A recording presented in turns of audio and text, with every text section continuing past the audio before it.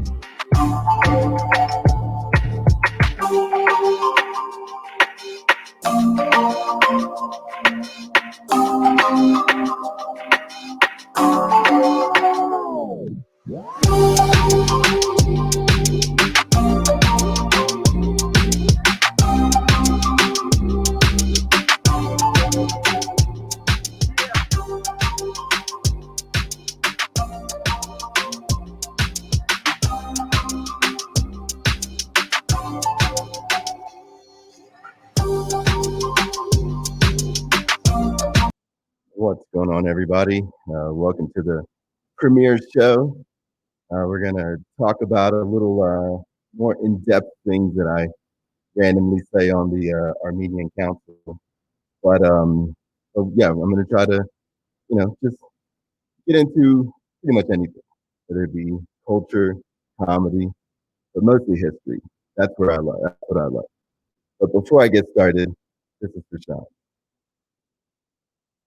The views expressed in this show do not necessarily reflect those of the Armenian Council for Truth in Journalism. I wanted to make sure that it was well distanced. Thanks for that disclaimer. That's very important. Well, Sean, while I have you here, let me ask you a couple questions. Do you know who Edward Bernays is? No, not off the bat. I know that I've read about it somewhere along the way. That's something that you're really interested in as far as all that goes. Well, yeah, I definitely think it ties into the situation that we're in right now. Do you know who Sigmund Freud is? Oh, yeah.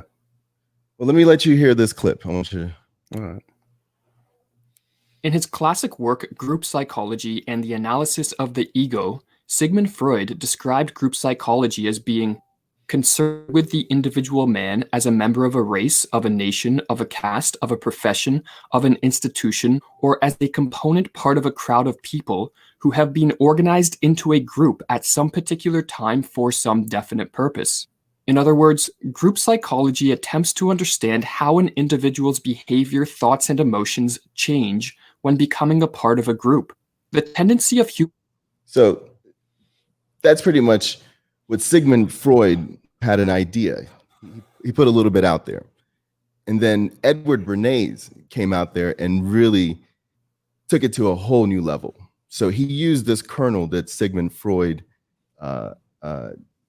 discovered, if you would say, about the ego and about desires, and has been actively using it for the last, I guess, 100 years now. We've been actively using it. Governments and elites have been actively using this idea to manipulate us into culture, into the culture. Well, I mean, you want, yeah. So what I'm going to talk about today in the inaugural show is psychological warfare. I want to make sure that everybody understands that there is a possibility. I'm not saying that it's for sure. I'm just saying that there is a foundation there for there to be psychological warfare at a very high level. And we're just going to play a few clips and, bring some people on and talk about it if they join. So let's get started on the first one. Is we're going to go to Edward Bernays. The conscious and intelligent manipulation of the organized habits and opinions of the masses is an important element in democratic society. Those who manipulate this unseen mechanism of society constitute an invisible government, which is the true ruling power of our country. Sean, you look very perturbed when we start to listen to things like that.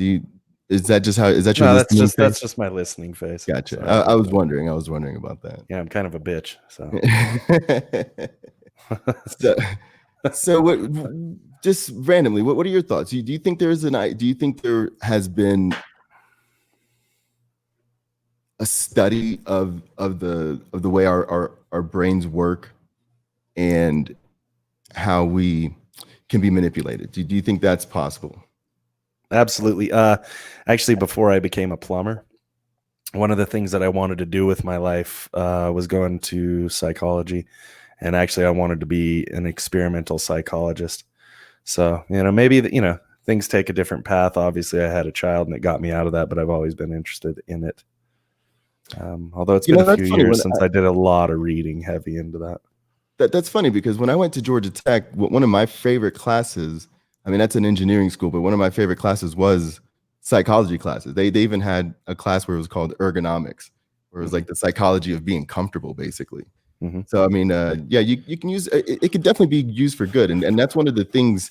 He wrote a book called Propaganda that was used by, not only corporations to convince women to smoke, but he also overthrew, democratically elected governments, in Colombia with this book and these ideas that he had about propaganda and group psychology. So, I mean, the shit works. The shit definitely. Yeah, absolutely. I mean, anytime, if you don't have any understanding of how the human mind works, you're not going to do well as any sort of leader in general, whether or not that's educated understanding of psychology or intuitive understanding of psychology. Right. I mean, there has to be something along there. And then you get guys like Freud who come along and they start to break that down. Right. And they, I mean, and that's where, to me, the eugenics comes in, because I've always wondered this. My big conspiracy is the banks, right? Which we will get into it, in some episodes for sure. But with the banks, I'm always like, okay, they have everything, they control everything, they own everything. What drives them to this maniacal level? And what I've discovered is that it's eugenics. And so eugenics, this idea that they can manipulate humans and create something out of us that they want on this godlike level is interesting to them, intriguing to them. And if you look at just the last 120 years, you'll see them executing it left and right. So they did it in America. Hitler, basically used the American eugenicist program as his guide for what he did. And that's the time frame that I'm talking about. Is we're talking about pre and post World War I and World War III and World War II. That might have been a Freudian slip in its own right. But no, we're talking about this very, very young age where these ideas of eugenicists were trying to be proven in different areas. And so they tried it in America. They tried it in they tried it in Germany. And then after that, they tried it in China. And that's been the latest playground for them, I think, is that. So eugenicist is always fascinating to me. And where all that came from was Operation Paperclip. So when Operation Paperclip happened, this is when the story of civilization gets interesting, because up until that point, we were valid victors in a world war where we fought on the side of the good, and we tried to stay out of it, and we came in and we helped push it over the top, and where we won it, where we helped the Allies win it. But then we all take the Nazi Germans that were the scientists that were creating all of the shit and doing all of the bad shit, using ideas that our scientists and just worldly scientists, French scientists, and all these people that were creating all these new ideas, they were using these things and trying to see if they could actually execute them. And the winners of the World War took all these scientists in, and they sold it as, hey, we're just taking the good Nazis. But that's not the case. And we'll listen to this little clip here. Nazi scientists, some of them tied to war crimes, including horrific concentration camp experiments, brought to the U.S. in a secret program to advance American security interests during the Cold War. It sounds like the plot of a film drama, but it actually happened, and on a large scale. The story is told in the new book, Operation Paperclip. Author and journalist Annie Jacobson joins us now. Welcome to you. Thank you. So these were top scientists in the German war effort, sought out by the U.S. military as the war was coming to an end. That's right. These were Hitler's top weapons makers, and Operation Paperclip became a classified military program to bring them to the United States. It also had a public face, so there was, on the one hand, the truth about the program kept secret, and on the other hand, the idea that we'll tell the public that these are the good Germans. And the good Germans, but they were dedicated Nazis, the ones you write about. We should say there are many, 1,600 in all, right? Yes. You document about 21 of them, dedicated Nazis, some, as I said, involved in horrific stuff. 1,600 at least documented that were doing the Nazi shit. And if we want to know what the Nazi shit is, let's just take one little thing that they were doing that's very interesting to write now. Number 2, Dr. Mengele and the Terror of Twins. If there's one evil Nazi scientist whose name has etched its way into the... Oh, wait, actually, that's not it. It's actually this one. Number 3, prisoners were intentionally exposed to disease. They performed experiments, painful often, on the children consigned to death. Why would they do such a thing? Well, scientists of the Third Reich clearly weren't exactly concerned with their morality or ethics, and saw their prisoner populations as opportunities to study infectious illnesses in a controlled environment in order to develop treatments. The various experiments were carried out in both the aforementioned Dachau and Buchenwald concentration camps, as well as Sachsenhausen, Natzweiler, and Neuengamme. To be clear, they weren't interested in finding a cure for the common cold. The inoculations included such deadly diseases as epidemic jaundice or infectious hepatitis, tuberculosis, malaria, typhoid fever, yellow fever, and typhus, and I'm just gonna stop it right there. Yeah. I just want to know, why do people not think that this shit goes on? It's gone on in the past. It's not gonna stop. There's some. Look, when I'll play the other side a little. I mean, obviously, 1,600 scientists coming over from Germany, Operation Paperclip, after the war was over. I mean, what else were you going to do with those guys? I mean, I guess you could have gone through. Yeah, I suppose you could have gone through and executed them. But quite frankly, when you're dealing with any sort of enemy or anything else, you're going to try to learn whatever technology they had, especially at that time when you already had brewing tensions between the USSR and the United States. There was a race to get those scientists because German technology was so advanced at the time. If the United States had not done Operation Paperclip, they would have been left behind, because the Russians surely would have done it. Well, they all did, though. That's the thing. Is Sure. It was like they divvied them up. They divvied them up. It was a draft, if you will. Yeah. So I mean, that's the history of humanity. I don't know what So, of course, it's unsavory, and you could even go into depth about Werner von Braun, and the way he was. And we will kind of touch on that, but he doesn't really go into the psychological part. What I wanted. So you're more interested in the German psychologists that came over. I mean, well, yes. What I wanted to get into next was specifically MK Ultra, and I wanted to tie that lineage of eugenicists to what they were able to do in Germany, because what the globalists do is they always go to a place that has less regulation and less eyeballs. So it was America, then they moved it over to Germany, then they moved it over to China. So right now, nobody's really been paying attention to the real shit that they're doing, but we all still get, I mean, it could be argued that a lot of the medical experimentation and things like that are going on in Africa right now. Exactly, Africa and India. But as far as psychological experimentation, I mean, we're all on social media. No, we're all getting trolled. So, but I still want to keep it back to where we were in MK Ultra and in Canada, and they had this situation in Canada where they also got some German doctors, and they were doing crazy mind control. I'm sure you've seen Stranger Things, right? I was going to address this. What is that? Sorry. I don't know why it didn't stream to ACTJ. I know we're streaming everything to another page that goes under the umbrella, which is TMI, which is Tribune Media International. So it's been kind of an interesting day as far as promotion goes. Dana, obviously my account got killed, which destroyed my ability to communicate. So we apologize about that.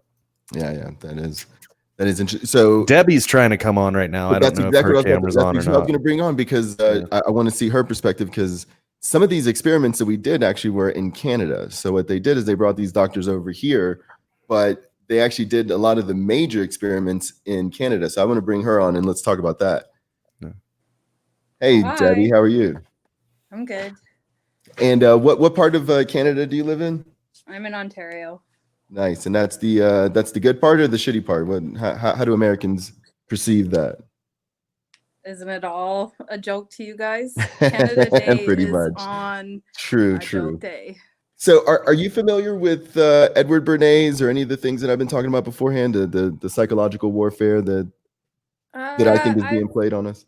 I've known about MK Ultra for quite some time. I've never really delved into it to know a lot about it, but I have seen and heard of it. I've spoken to people who say that they're victims of it.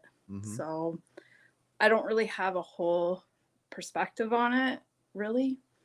So are there a lot of like folk tales and like fairy tales about like some shit that's happened? Does everybody know a person that knows a person, or is it not really that? I don't think so. It's not really something that's discussed. I don't think, not on the normal discussion anyways. You don't hear it. Well, I'm going to get back into it. Like, so to me, MK Ultra is kind of like the pinnacle of their psychological studies. And I think the perversions and the resistance and all the mental stress tests that they were able to figure out from that has allowed them to really develop the rest of the world, you know, after World War II. And right now it seems as if we're being agitated psychologically, being played towards World War III. So that's my big concern is that, you know, they've been talking about 3 world wars. It always comes in threes, and death always comes in threes, and they always tell us all this shit, and they pre-program us for all that shit. And there's going to be a World War III. Do you believe that? Because I used to believe there was, but I used to think it wasn't going to be in my lifetime. And I used to think the same, that I would never see something like this. I believe too that I never thought that it would be amongst the people here in Canada, the United States, established, I guess, first world countries. I always kind of expected it to be where it's always been. Like, I don't, on this side of the world, I guess. I wasn't expecting it over here. I don't know.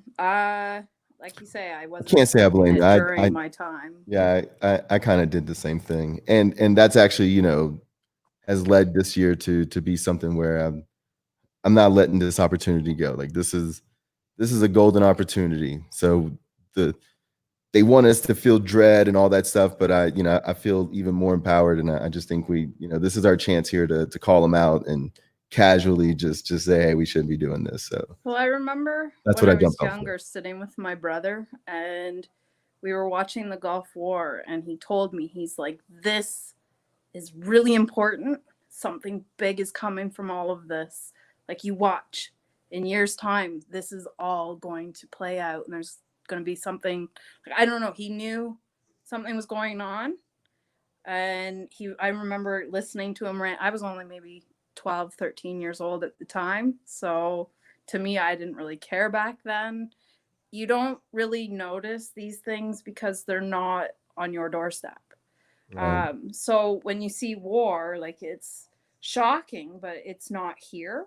So you're not as scared of it that you would be over there, like where the war is happening. But he always used to talk about how this was going to lead into something so much bigger. I'd love to hear his perspective, but he's not around anymore.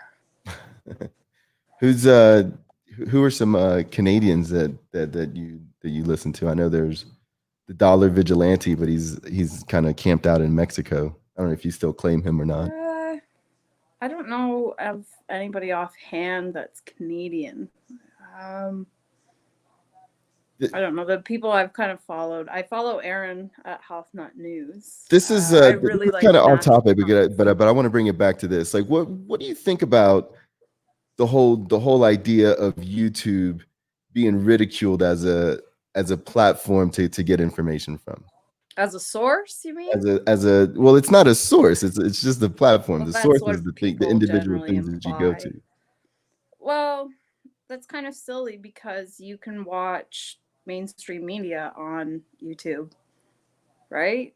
Right. So I think it's a platform where people can communicate and get their ideas out. And why are those opinions and that research not valid just because it's on YouTube? Does it have to go on TV to be recognized?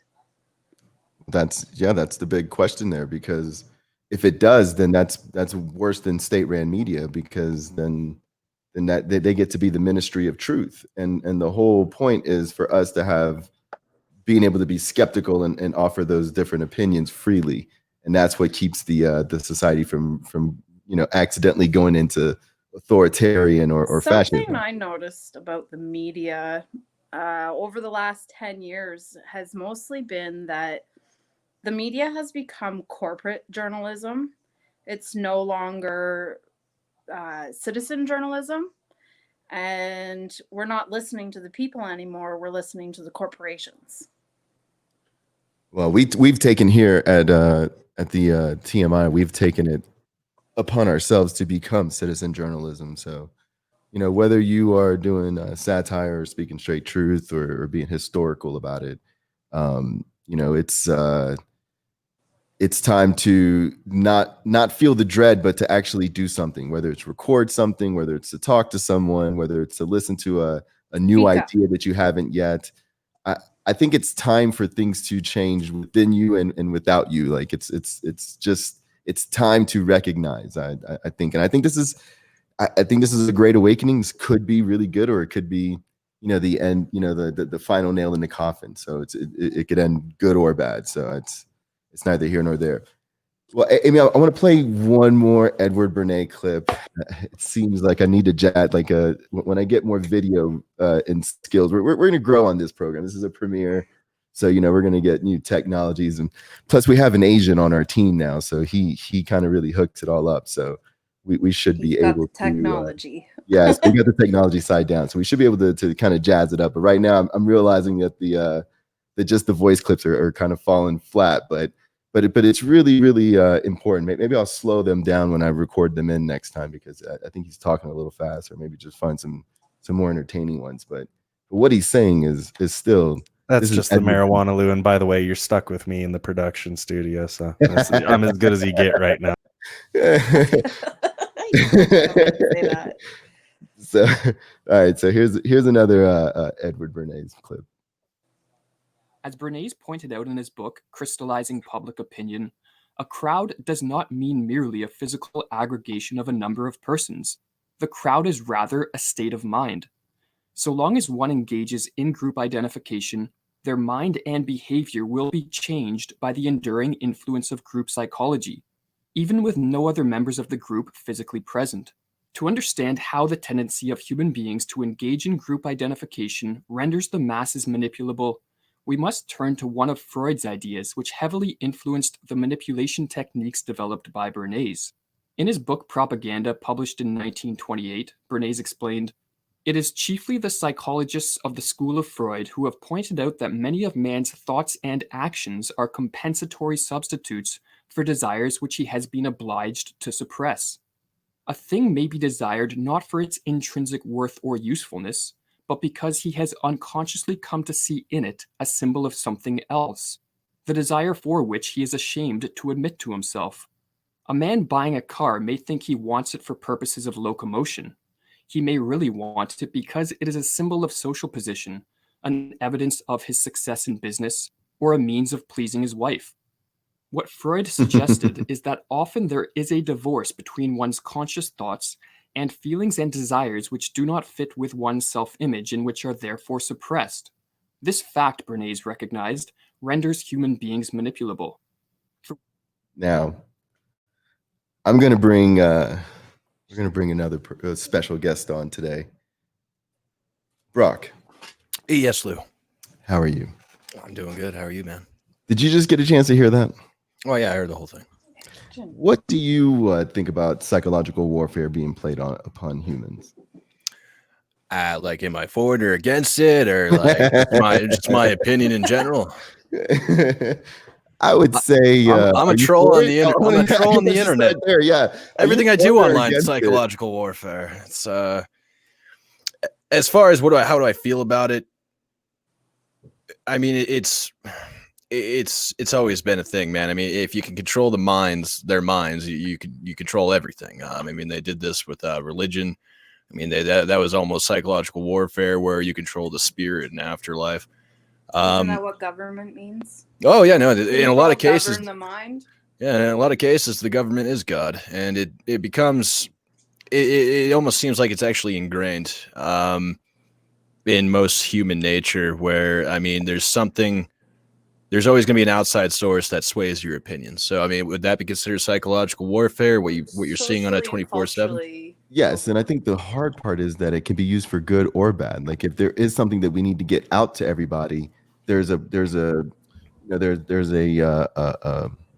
program, I guess, is what you would call it, to affect upon people. But I think the problem is this. I think is that we are allowing ourselves to be controlled at too large of a number. We need to keep ourselves at a 200 to 5,000 number of people as a body of people that is represented amongst other entities of those sizes, so that we can never lose our full identity, yet still operate within a greater good. Sounds like you're threatening to take away whoever's running the show's control, Lou. I don't like that. Dude, I've been threatening that shit for 20 years. They don't like that at all. The threats, they know that I have nothing on them, so like literally. So we're nothing but ants when it comes down to it. Yeah, exactly. The only way I can do anything is if I start a show and maybe people watch. I just wanted to chime in a little bit when you were talking about the 200 to 5,000 people. I mean, I think that was kind of the idea behind representative government. Yeah.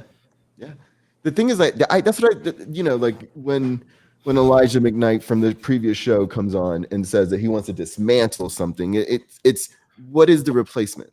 Because if the replacement is not on the table, then the discussion of dismantling shouldn't even be a part of it. Like, we need to grow, not destroy. Like, we need to grow. We had something. So do we need to revert back? Because the whole thing is the problem that I see is that we never get a chance to really review our legislations. Like, when do we say, hey, did the crime bill that they passed in 96 work? Did NAFTA work for us? Like, when are we going to reevaluate these things and be like, all right, that shit didn't work. Let's go back and undo these things. And that just never happens. And I think there needs to be a way for us to constantly we review everything. We review every product. We review every movie. We review every album over and over 10 times, from different perspectives. And I just think for us to not review the results, not the theory, but the results of what we legislated, I think that's where we fail as the 200 to 5,000. Well, we still have laws in place from hundreds of years ago, such as not being allowed to herd your cattle down the street on a Sunday. It's like these things are still there. There's still laws, but nothing ever gets revisited until you break the law again, and they go through. That's how I was told laws are made, is that you have to break the law or do something for them to make a law. Y'all didn't have the Mr. Bill, the song? God, that song was so good. Wasn't that an American thing? Yeah, I think PBS fucked that. I think it was. We had something like that. We're all living in America. America is wunderbar. Speaking who's banned from America. So the reviewing and all that shit takes me to the next step that I wanted to talk about, which was the antithesis of mind control, which is comedians, and the idea of having a jester. Even back in the day when they had monarchies, they always had a jester, and he was the only one that was allowed to speak truth to power. So what I wanted to do is bring some of our guests back on and ask them who they thought was were their top 5 comedians. and I wanted to see if they matched up with the ones that I picked. So Brock, actually, Sean, let's start with you because I got one fuck Brock. already. Oh, yeah, fuck me. fuck Brock. Fuck me. Just kidding, Happens a Brock. lot. Y'all have comedians in Canada? Yeah. Are Canadians even funny? Isn't Mike Myers Canadian? What's that? Say that again. Mike Myers, Austin Powers. I feel like repeat, he would be. are Canadians even funny? No, I'm just kidding. Y'all have Jim Carrey. Y'all have a few of them. Like y'all Canadians. My It's so first funny that y'all are song, so George close to Carlin, though. America, and y'all are nothing like Americans. Y'all are really nice and really kind and oh, don't you know? You know, you have that. We have like say Minnesota sorry and a Wisconsin. Those are like our only Canadian states that we have. But everybody that's from there reminds me of people from Canada. But with that said, Sean, who would you say your number 5 comedian, top 5 comedian? No, we're back to fuck Debbie. Okay. What? Oh, I thought we thought Debbie was going to label off her Canadian comedian. 5 I comedians. did. You guys listen here. You know, Dave Chappelle, Okay. Well, funny. George Carlin, for sure. Let's start with I Dave thought we were Chappelle. doing 5. Yeah, but let's start with Dave Chappelle. Hold on. Okay. This opioid Something's crisis changed is a about crisis. I see it every day. It's as bad as they say. It's ruining lives. It's destroying families. Sadly, you know what it reminds me of? Seeing it? Reminds me of us. These white folks look exactly like us during the crack epidemic. It's wild because I even have insight into how the white community must have felt watching the black community go through the scourge of crack. Because I don't care either. Goddamn Dave Chappelle. And that's why. He is able to do anything. Well, you know, it's pointing out hypocrisy. It's kind of the whole point of satire in general. Exactly. And I had him number 3 on my list. So good job with him. But you just mentioned another gentleman. And before I'm gonna let you get to him, because I feel that's cheating, I'm gonna let Brock, the other give his number. I'll do George Carlin. Okay. Well, let's see what George Carlin has to say. Do you just have like a random generator? That's what Americans do now. They're always willing to trade away a little I'm gonna have to bit cut of this one freedom short. in exchange for the feeling, the illusion of security. What we have now is a completely neurotic population obsessed with security and safety and crime and drugs and cleanliness and hygiene and germs. There's another thing, germs. Where did this sudden fear of germs come from? In this COVID. country? Have you noticed this? What's that? COVID. Oh, go on. I was just giving a little snippets. We all know. Oh, that's that. it. We all know that joke. Debbie, who do you have? I was thinking Robin Williams. I don't have Robin Williams linked up, but he is quite funny. You guys took the other 2 that I was thinking of, so. He is he's one of those comedians that we wonder. He's part of a weird because I don't mind. Another thing about me is like I will listen to any idea with an open heart and an open mind. Like, so if someone says that Robin Williams didn't commit suicide, but instead he was part of this whole thing between Chris Cornell and Chester, whatever that dude was from Linkin Park, that they were exposing some other shit. At this point, why would I not believe that over whatever the real shit is? Like, so at that point, it's just guilty by association. So if they're saying that, I'm going to lean towards that one first. That's just how it is. But I'm still open. Like, nothing's still proven or not proven.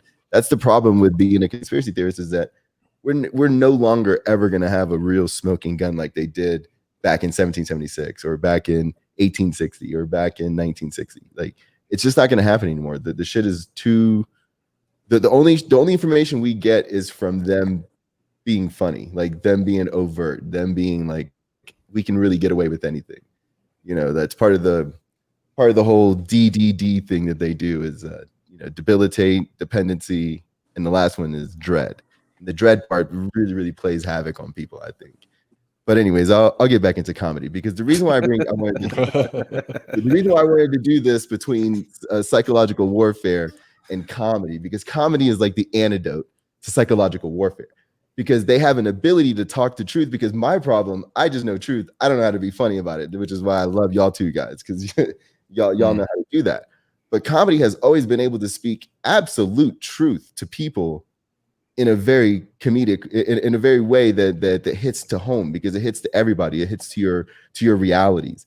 And so to me, the political correctness and all this cancel culture, that is specifically designed to kill comedians and musicians, the people that are able to take all these complex thoughts that I have, and all these people that are even way smarter than me, that they've actually done the research and all the shit that I get from them.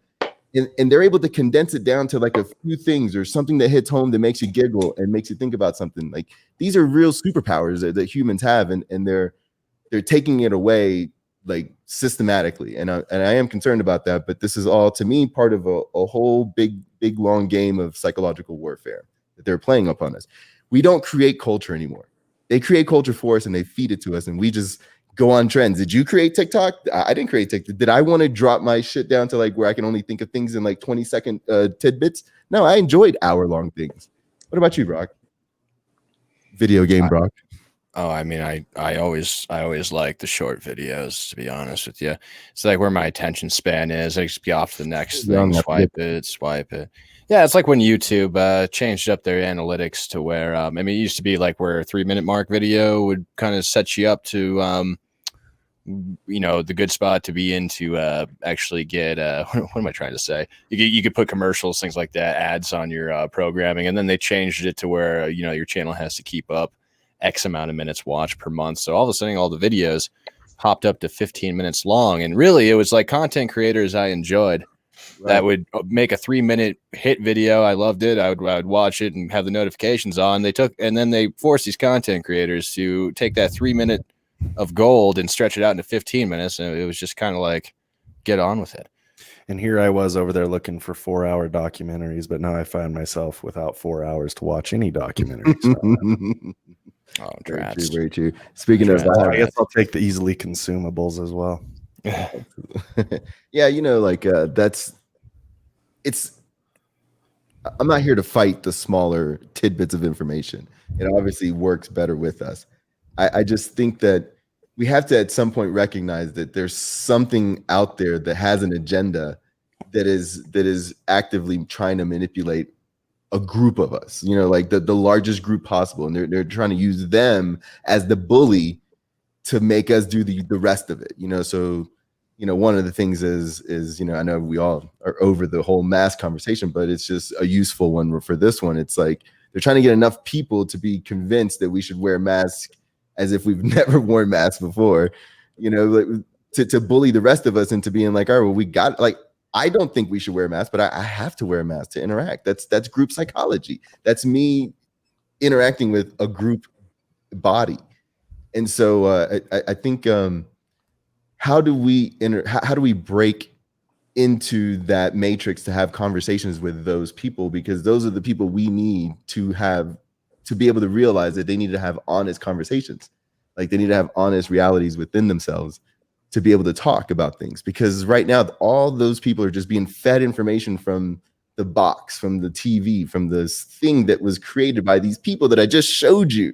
I just showed you who they were. I just showed you that they were eugenicists, and they allowed these, with the funding of Rockefeller, into the I forget the exact name of this institution in Germany, but this is where all of these ideas for Hitler's shit came from, and it was funded by us. No doubt about it. Look it up. And then after that same funding went to China. You can look that up. That's real shit. That's real shit that I want y'all to look up. I don't want anybody to take what I'm saying as real. Just look this shit up. If I was wrong, come back onto the show and let's talk about it. Let's talk about it, because I'm not above being wrong. I'm not above being wrong. I just need to see somebody make an effort instead of just giving me what the TV or what the propaganda is already saying, because I'm already saying that that's bullshit. So unless you've gone in there and said, no, I found this other guy, he actually does corroborate what they say, that's a little different than you just saying, hey, no, just people say, no, fuck that, man. That's blindly following me. We're not at that point anymore. We don't even have the liberty of doing that anymore. So anyways. Part of life is making mistakes and admitting that you're wrong. And sometimes on this truth journey, you're not always right. And we have to be able to admit when we're wrong, which is very hard for some people. I get blocked for telling people that they're sharing photoshopped content. I can go and find them the original content to show them that what they're sharing is not true, and they'll get mad and block me. We have to be able to have an open discussion about what is going on without being angry and shutting people down. You have to be open to looking at all sides. There's 3 sides to a coin. I mean, as a guy that spent a good time on the internet writing fake news and doing those shoot articles, I mean, I'll assure you, once they realize it was a ruse, I mean, the death threats just kind of pour in. Even it could be as the most absurd story I wanted with the worst Photoshop ever. So long as it has the headline that people are tuning into, what's been trending on social media, in the news, politics, so long as that headline fit their current, what they've chosen to be the reality, essentially, their current rhetoric, they'll share it. They'll just hit the share button. They'll look at the picture, see the headline, be like, that's what's going on right now. And it backs up what, the issue that the real news issue that I was, grapping about yesterday. And then they share it and they get embarrassed because when you actually read into the material and the sources of the material, it's absolute trash. They get mad at me. I don't think that's ever right, personally, but I mean, but what I'm really trying to loop back to is what Lou said. It's more of it's a personal responsibility to educate yourself on what's coming through these mediums, whether it's real or fake. I mean, you can't stick to one source. You can't blindly follow what comes out of it. And if you do, you're going to get burned in the end. Yeah. Those days are gone. Don't follow. Don't follow. Don't follow people into completely follow them. Take what they say and go and do your own research. Go and look and find your own truths instead of allowing everybody else to tell you what's going on. Debbie, that's a great. Start looking around. That's an interesting point that you just made, and I want to bring it right back to you. I just want to say, how do you feel when you get dismissed for having a contrarian idea after all of the known effort that it took you to get to that point? Like, where you see it, you go out, you not only read the shit that they tell you, but then you have to go out and read the other contrarian shit and then kind of find out where it fits in the middle and where the real shit is. That takes an actual effort. And for you to make that effort and then have that gives you the confidence to confront people and talk to them and be like, no, I hear your point, but no, and then they just dismiss you outright just because it's the different idea from what they were told from the TV. How does that make you feel? Who are you asking? You, Debbie. I said I'm throwing it right back at you. You, Debbie. I had somebody where they didn't want to listen to me. They told me what I was talking about was pseudoscience, even though I know the CIA uses this. I was talking about neurolinguistics programming, and they tried to tell me that it was pseudoscience. They've never researched it. They don't know anything about it. What they did was they went to Google and they looked it up and they saw that it was pseudoscience, and that's what they went with because it was the top result. And I think at that point, it's just like I stop arguing with people because they don't really want to look and learn about what I have. And then it just closes off the discussion. I've stopped arguing with people. And you and I have very differing opinions on that. Things. And you and I have established very different opinions on that. Like where I say that it's almost our duty to confront people in a discussion as opposed to a judgment, where we got to be able to, because remember, most of the people that you talk to, 50% of the things that they do in life you have in common with them. So you already start on a base, no matter who they are, no matter what they try to say. You even a KKK and a black dude, they got that much in common. Everybody eats, sleeps, and shits. Yeah, exactly. We all got a lot in common where we can go to. Fits into your whole idea of MK Ultra, because neuro is your brain, linguistics is language, and it's programming. So you're programming the brain through language. And that's basically part of MK Ultra. It's language, it's visuals on the TV. The TV, do you remember that episode of Bjork where she was talking about how the TV sends out electrical waves, and I think that's what it was. But the TV puts you into a trance, and you've probably And that's seen known, it, where right? you'll go up to somebody, Debbie, and I you'll be don't want to watching just blow over TV. that. Like what you just said is known, right? Like you're not just talking out of your ass, right? You said that the frequencies that come out of the TV affect the body and affect the brain, right? Yeah. Well, everything's frequencies and vibrations. If that's the way you see the world. But I was in a thought and you interrupted me. Now I've lost it. Welcome to the Lou Starski show, okay. where that shit will happen probably all the time, and I'll also get interrupted and lose train of thought. Well, the whole thing with MK Ultra is, I do believe it's a form of neurolinguistics programming. It's a form of hypnosis. It's a mass hypnosis. And I don't watch TV, but I see people, they're in a trance right now. And I know where my thought was going. When you walk up to somebody and they're watching TV and they're so into it, you can talk to them and you do not exist. They're in a trance and they're just absorbing that information, and the rest of the world ceases to exist around them. Gotcha. Your brain goes into a different wavelength, and that's where you're absorbing all this information. A lot of that is programming your brain through linguistics and imagery. That is interesting. I'm definitely going to put that one on the list as far as things to discuss on the show is neurolinguistics. If you're interested in neurolinguistics programming, the best person to look into is Richard Bandler. Richard Bandler. Well, I'll have you text me. Yeah, I'll just have you text me that later. Yeah, because that's definitely something interesting. So let me get next to this. So we've already named 3 of the top comedians that I had on the list. What's another comedian do you have in mind that we've already named? Chappelle. We've already named Carlin. And I believe that. We also named Robin Williams, and I didn't have him. But who's another comedian that you think is on the top 5 list? You're asking the wrong person. I love comedy. Like there's not like comedy is my favorite, but I love music and comedy at such a deep level that it just seems normal and natural. Like there's nothing more there's nothing that happens in life where I'm like, oh, this feels just absolutely normal than when I'm listening to a really good music or a really good comedian. That's how I feel. That's just something that I really enjoy. But with that said, there's do you know who Eddie Murphy is? What's that? Oh, there's another guy. He's in all the memes with the microphone, and I can't think of what his name is. It's not Chris Rock, but it's another black guy. I'm sorry. Are you talking about Dave Chappelle? I'm trying to remember. What? No. No. Is it? I'm thinking Rock for some reason, but I can see the meme. I just can't think of what it is. I'm terrible with names. Yes, and also this is a I'm podcast, gonna find that meme and I'll send it to you to show you who I'm talking about.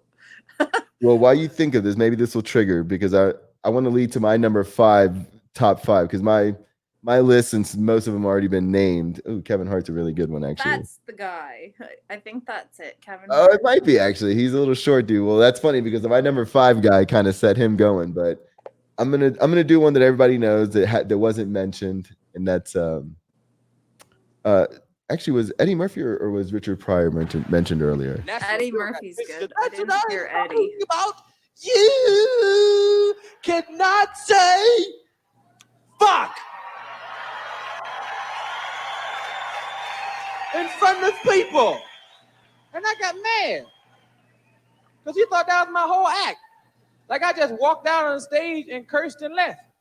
And I managed to stick in some jokes between the curses. You couldn't give no curse show or walk out and say, hey, felt for him, motherfucker, dick, pussy, snot, and shit. Good night. Good night. Suck my dick. Bye-bye. It was I was so Kevin mad. I Hart called who Richard I'm Pryor's thinking house up and said, yo, Richard, Bill Cosby just called me up and told me I was too dirty. And Richard said, next time motherfucker call, tell him I said, suck my dick. So I thought you comedy obviously can talk about real big truths and also just truths within your lives. But so I'm gonna start trying to wrap it up because I did want to say something other stuff. But Amy, I really, or Debbie, I do appreciate you coming out here and joining the premiere show. We will have plenty to talk about, and I'm sure you'll be back many more times.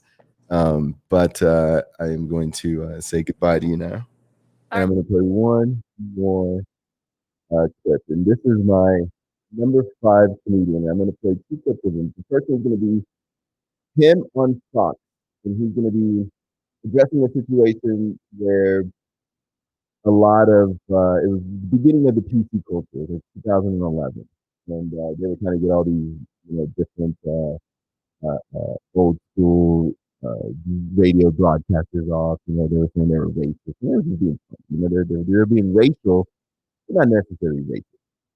But this is what Patrice O'Neal had to say. He was my number 5, top 5 comedian of all time. For whatever reason, your audio gets really what I'm weird. trying to fight for. The joke may funny jokes and unfunny jokes are come out of the same birth. That you don't know if anything is going to be funny. You should attempt to be able to make anything funny. Don't you think a joke about rape is doomed to be not funny? It's possible, but I've heard them. You've heard a funny rape joke? I say a couple. Watch my HBO special. I'm pretty good at it. Yeah, Patrice says that if you're having sex with a woman, doggy style, and if you hit her in the head just the right time. No, it's ejaculate in her eye and kick her in the shin, and she walks around like, arg! It's the angry pirate. That's what she was trying to say. A violent act of hitting her in the back of her head, her body. It's called the donkey punch. Which will then... Why are you laughing? She's outraged. It's called the donkey punch. It's whole humor that she has no clue what it is. We have the same problem that Opie and Anthony does. You can't say just anything on the air. That is actually the whole point of comedy is that it's involuntary. And so when you have someone that's trying to argue against it, and then you say something and it just involuntarily comes out, there's just something cathartic about that. But I'm going to go ahead and begin the first time closing the show out. So we're going to be a little rough, but the first thing I wanted to say is I want to say thank you to the team at TMI and our Armenian Council for Truth in Journalism. And preceding a show like that's got a little buzz going is really honorary, and also just being the show that goes into this next show, which is just wild. I think is also it's a good place to be. And I've been wanting to do podcasting for a long time. And I just think this is just as comfortable as it would get coming into something like this. So I look forward to just growing, in technology, growing in ability to share information with you, to cut it up and to have the time to actually, take more onus in bringing you just information, just knowledge, and we just talk about it. That's all I want to do is I want to talk about fun shit and I want to talk about serious shit. And I want to leave it with one more time this little disclaimer. The views expressed in this show do not necessarily reflect those of the Armenian Council.